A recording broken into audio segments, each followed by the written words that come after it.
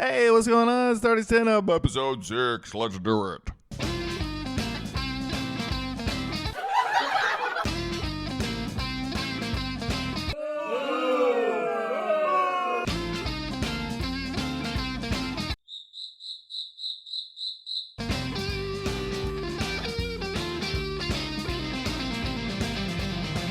Oh man, that's rubbish! That's rubbish! Hey, what's up, everybody? Hope you've had a great week. I'm coming to you from New York City. Holy cow, what a week I've had. This is a very different setup today. I'm recording on a stand-up mic. That's what I traveled with. I have just wrapped up what probably is the most enlightening week of my comedy quest here. I have been camping out every single night at the Comedy Cellar, literally the mecca of stand-up right now, number one club in America, and therefore the world, every single night since so for a week. This is the first night I've taken off, but I've watched 6 incredible comics do 10 to 15 minutes sets every night. I've gotten to know them backstage, and I've talked to people like Dave Atell. I did not talk to Sam Morrill, but he was amazing. These new comics I'd never heard of, Maddie Weiner, Matt Goldage I went to Brown with. We've had a nice chat. A young man named Ethan Simmons Patterson blew me away. You can look all those fellas up, ladies and fellas up, and they're just so good. I feel like I'm at the base of Mount Everest here, but it was incredibly inspiring. But just a plug, I've got no skin in the game. The Comedy Cellar is by far the best deal in New York. It's a one-drink minimum, $15 tickets, and you get like huge people. I watched Colin Quinn, who is incredibly smart. If you haven't watched his stand-up specials, they're all on YouTube. Colin Quinn from Saturday Night Live used to do the news. He's an older guy now, 60, but he is so smart, and he's working on a new hour. And just in a lounge with like 40 people, I got to hear him just work it out. And the way he works it out is still so funny, but very cool to see kind of unfinished. But this is what's really blown my mind is that every single comic that I've talked to, and they're all incredibly approachable, is that everyone paid their dues. Like, there's just no shortcuts. 3 to 7 years of every night, 3 times a night, 7 days a week. There's just no shortcuts, which is very, very upsetting to me. I love a shortcut. I'm trying to shortcut my way some quality product here, and it's not looking good. But yeah, this kid I met last night, he started at 19. He worked the Broadway Comedy Club door to get stage time. He got 3 sets, short sets a night, 7 days a week, 3 years straight. This was his college. Now he's 33, a proper pro, so it's like 14 years. And another thing that's blown my mind is just their crowd work. It's a real masterclass in witnessing human connection. So like Dave Atell, very famous, and he and an 82-year-old woman last night just rapped about an 8-inch dick for 10 minutes, and she was next to her grandson. It was just extraordinary, and she was just dying. And she was not laughing at his sets. Like, he's so dirty. He's an incredible joke writer, but she was like not laughing, so he kind of like honed in on her. And then he broke her. He broke her with an 8-inch penis. No, he just got her going, and then I was behind her, and I just I see the shoulders start to shake, and you're like, oh, Attell got her. Super cool to see. But I think the key is insulting while keeping the love, and there's something really magical about that. Just like a best friend, like someone who can destroy you, but you somehow know it's coming from a place of love. Very mysterious, but a real skill. Yeah, to continue on the Comedy Cellar, it's exploding. They've gone from 1 room on McDougal to 3 more around the corner, maybe 4, and then they just bought a McDonald's, and that's going to be like a proper theater. So again, if you're ever in New York, $15, $20 a ticket, 1 drink minimum, best entertainment in New York. Go do it. Okay, so inside the ropes here, under the hood, let's open up the engine. The way I went about these open mics in New York, tremendous resistance, first of all. Getting back on the open mic horse was a monumental challenge for me. The resistance, the capital R, started to rear its ugly head. I started to feel really weighed down, tired, depressed. I was like, I energy. It was like some subconscious part of me was just like, you're not doing this. You're gonna stay safe. And I have to give a shout out to my friend Jeremy Sisto. He's a wonderful actor. He's on the show FBI, but he came and he encouraged me, and he came over and he came with me. Honestly, I was like, he's like, you got to do it. You got to get back on the horse. So I went to this 4 p.m. open mic at the Comedy Shop on Bleecker Street, which is ironically about less than a block down from the first apartment I ever had in New York. So, and that was 24 years ago. Anyway, very strange that I'm back where I started. And I went to this 4 p.m. open mic, and I'd had all this material, and I was feeling excited, honestly, because I felt like I'd stumbled on something. What I'd stumbled on is connecting the act to real emotion. And it's very fun to tap into why you're fucking miserable, why everyone's miserable. And it felt very real. I mean, you're always searching for a comedic persona, and I think it takes years to figure it out, because the reason you think you're funny is very different than what probably other people think or are charmed or feel like you're funny for. I know for my dad, for example, like anytime he tried to be funny, it was kind of cheesy and like dad jokey.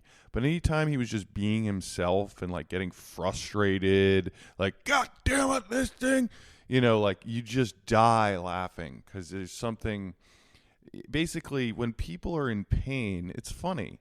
And so I made a mind map of my misery, okay? And I drew little bubbles, like all the reasons that life is hard for me. And then I just turned the microphone on, and I just started ranting. And I'm going to share that rant with you, because for whatever flaws or whatever it has, it is very much connected to something emotional within me. And the key to stand-up, from both observing, of course, there's dry, sardonic stand-ups that are just wordsmiths that just sort of like, without emotion, just rip jokes. But I think like the people I respond to, there's either some outrage or there's frustration, that they're really acting and they're embodying this attitude and this experience of frustration. And so really being able to articulate what misery I see, but also with an attitude of like, it's so funny how we're all so miserable. And so it was exciting. I sort of ranted, and it felt really good. It almost felt like a therapy session. And then the real challenge becomes, okay, that's connected to something real inside of me. Now, how do we make that into tight jokes? How do we make that into something that's both authentic to who I am, but also funny? Because what you can't do, and what my mistake has been through these first 9-10 open mics, is essentially thinking that a rant is stand-up, or that a rant is interesting. And it may be interesting in podcast form, it may be interesting to a certain amount of people. Once you're in an audience and once you're ready to laugh, man, most of it, 95% of it, is just fluff. You can completely get rid of it and just get to the joke. And once again, there's some early stages of jokes in the state. You be the judge. Here comes the rant. Enough blathering on. And here comes a misery rant. And then I'll show you what that led to. Okay, bye. Being a human being is so fucking hard. It's so hard. What on earth? Just your body. I mean, just these meat suits, these malfunctioning meat suits. I mean, the right now, the feeling I have in my stomach, there's not even words. It's just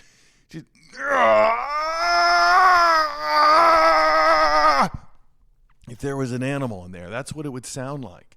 If my dog was in my stomach representing, it'd be going,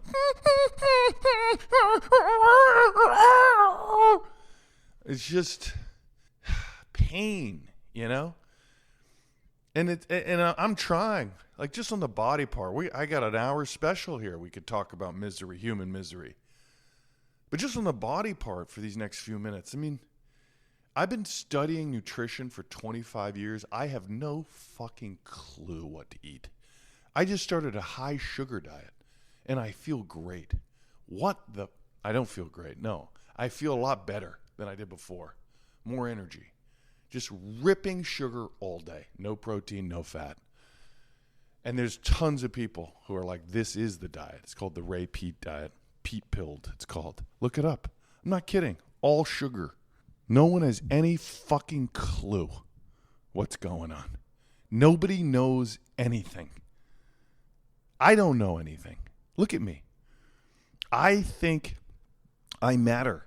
I think that I'm important. That somehow my existence in the trillions of light years and miles and billions of in quantum garbage where we're the past, future, present is all happening simultaneously. I think that this 5-minute fucking open mic is important. What an idiot. How could I be so fucking arrogant? Jesus. Just think about what it's like. Oh, here's another thing. Like, another hard ass thing. Here's another misery. Misery. You know what else makes me misery? Procrastination, right? We're probably all procrastinators on some level. Everyone nods. I have a box. Procrastination, not doing the thing. I have a box. It was a Christmas gift. It was given to me 2 years ago. The return label has been printed out. It hasn't been taped. The UPS store is 1 minute from my kids' drop-off. So to return this Christmas present would take 2 minutes, literally 2 minutes. It has been sitting in my office staring at me for 2 years. For 2 years.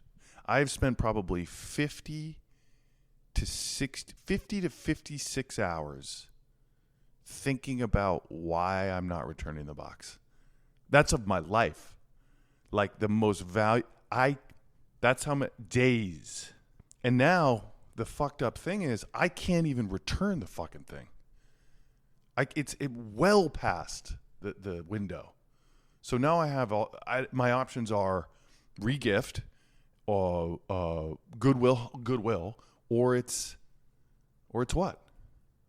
And this is what I'm leaning towards. The third option is what I'm leaning towards, which is I keep it forever. I never move it, and I start talking to it, and I take this box, this inanimate object that is now essentially alive. I have a relationship with this thing, and it's not a good one. It's an angry relationship, but it's kind of exciting because it's so fucking weird. There's no explanation why a human being, why a 2-minute thing has not happened.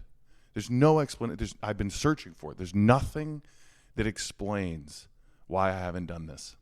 But there's something exciting about having a relation. Like maybe I should. Maybe I talk to it. Maybe I set a place setting at Thanksgiving for the box. And that's what I'm leaning towards. You know, the box is alive. Your name is Herbert, and I'm going to talk to you, Herbert. Herbert, what's going on, man? What is going on with me? You have given me so much pain. I hate you, but I love you. Just like my kids. You know, everyone says kids make you happy. Kids are the best. Kids change everything, and it's true. I got two. They are the best, but they also it's just misery. Parenting is misery. And the misery of parenting is different because it's like they're so cute and you want to snuggle up and eat them and all those things. But then they're telling you, they're so boring. They're telling you facts. Like my son watches YouTube and he'll be like, "Dad, they fuck it all up. Dad, did you know that the sun weighs 100 trillion miles?" You're like, "What?" And then you go, "No, miles isn't weight. That's not the measure of distance. I'm sorry, miles isn't the measure of mass, son." And he goes, "Yes, it is." And then you're just like, "Fuck you, dude. I'm out. You're right. I'm out." And I started to do that a lot. "You're right. I'm out." Yeah, I mean, it's all miserable. It's all miserable. It's all hard. I mean, I was thinking about like a baby. I was holding a baby the other week and was just looking at these beautiful, like the soul had downloaded, and you're just seeing the sort of destiny of this baby. And I was like, oh no. Like the destiny of this baby is that at around age 20 or so, 22, they will enter the world and their entire life will become making green paper, so that they can eat and sleep under a roof. And they're most likely 99.9% chance that this life that they're going to lead is going to be like being an assistant to a mid-level insurance executive. And they're going to like organize that executive's day-to-day bullshit. This mid-level insurance executive's pointless fucking life. And that look in the baby's eyes, and that's your destiny. That's what you're here to do. That mid-level insurance executive, you're going to do a slightly better job than the other applicant. And that is going to be your value to this capitalist system that we call the world. I mean, how can you not just cry yourself to sleep knowing that that is the reality? Anyway, this is all to say I'm starting a positivity coaching business, and I hope you guys will all sign up. Email list is over by the exit.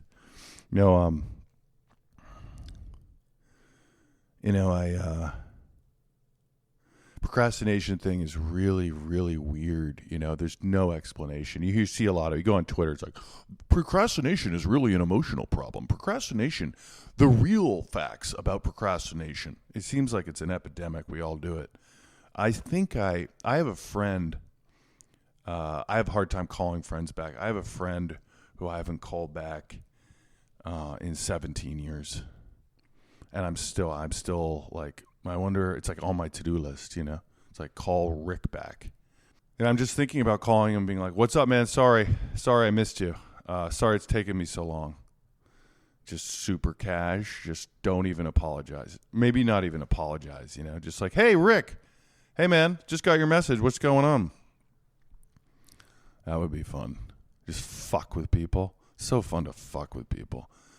But yeah, stop saying sorry for not getting back to people. Life's too hard to get back to you.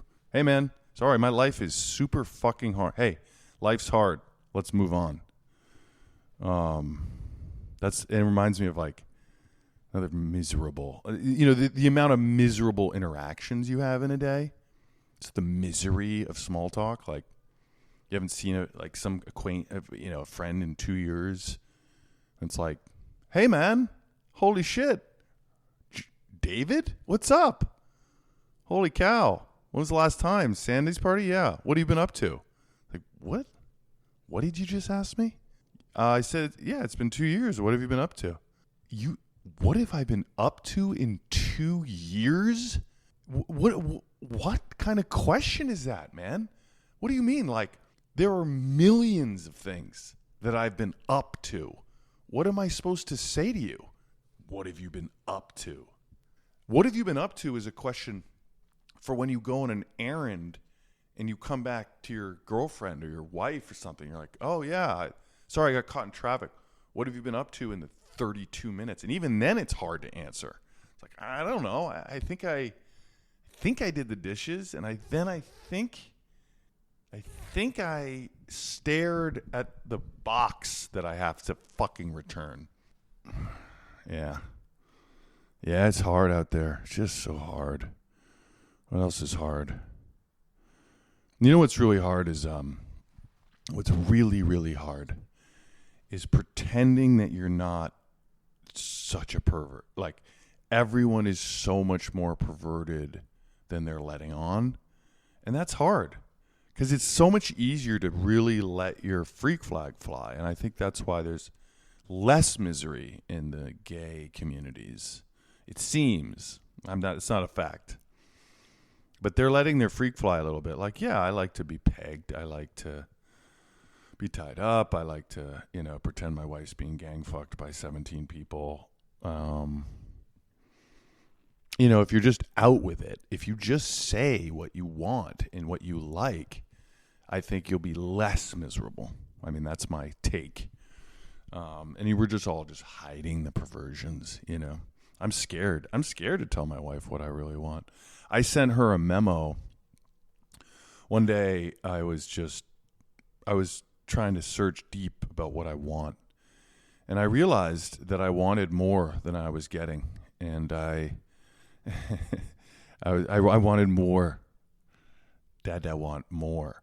And I went, and I sent her a memo, a manifesto, kind of like Jerry Maguire when he sends a mission statement. I said, hey, I password protected it, and I told my wife all my perversions, all my, weird predilections, thoughts, things I think about when I'm not with her, and the idea of it is getting me very excited. And so it was 4 pages long. It was everything.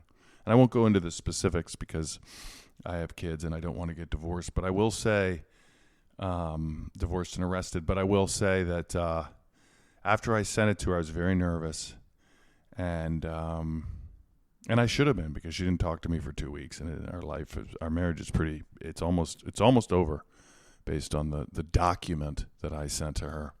So be careful with the truth. I think the moral of that is, part of the reason that we're all so miserable is you can't say the truth a lot of the time. Otherwise, your entire life will implode.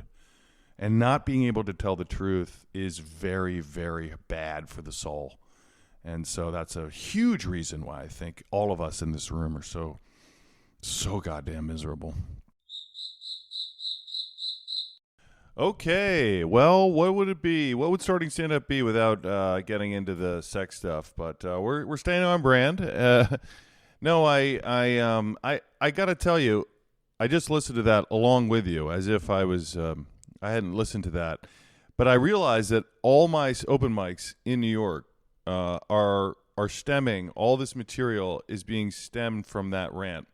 Now, I was going to go into them, but they're not over.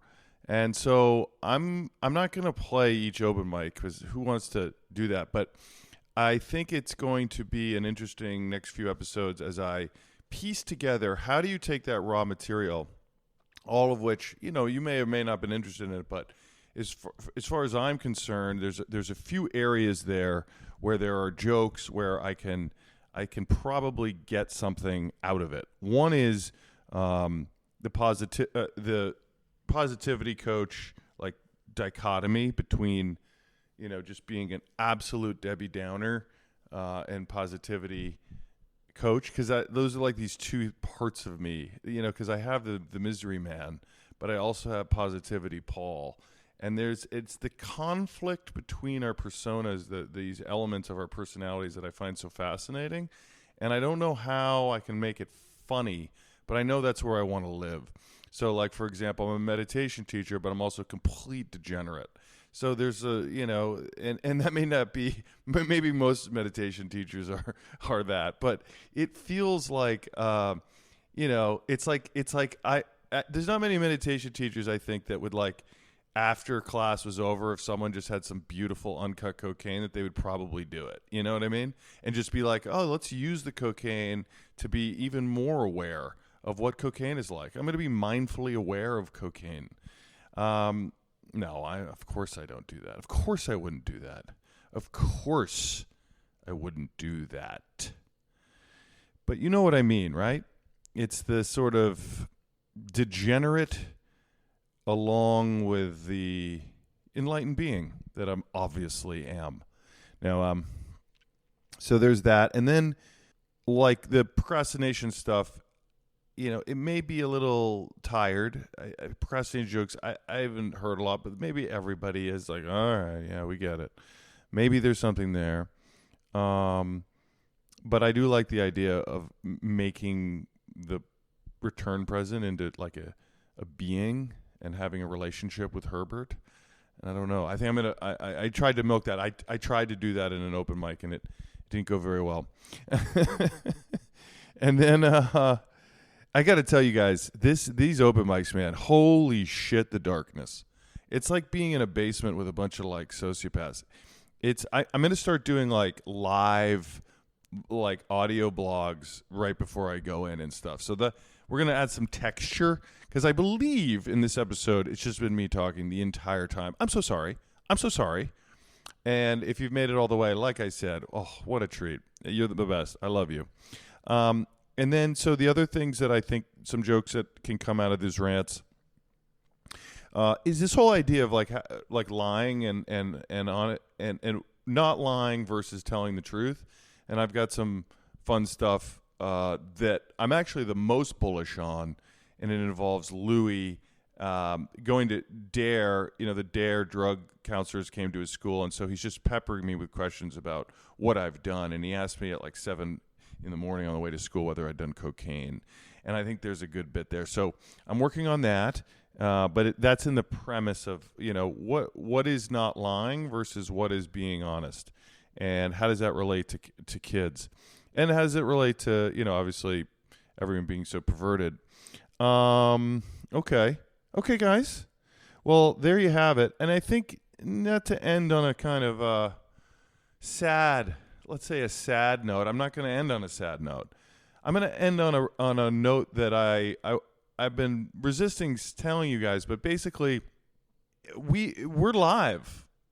We've been, all these episodes have been kind of me resurfacing stuff I've done, and there's a ton from the past, but as I sat down to do this, I'm like, what? This is an audio journal. This is morphing. This isn't something. This project is very much alive and fluid and growing. And I want to be right on the edge, and I want to be on the edge with you. So I don't want to be controlling this thing anymore. So I want whatever you listen to on an episode basis. If you're with me here, I want it to be unfolding in real time, and that's where we're at. I mean, I am recording this minutes before it's going live. So you just hang on. I will too, and we'll keep going. But I really do appreciate you being here, and I wish you a week full of always love, peace, connection, fun, just huge laughs. And I hope you feel good. And I know that we're all miserable. Of course we are. But there's some. We're gonna make the most of our misery. We're gonna make our misery fun. Aren't we? Let's make it fun. Okay, enough. Lots of love. Love you all. Take care. Be well. See you next week.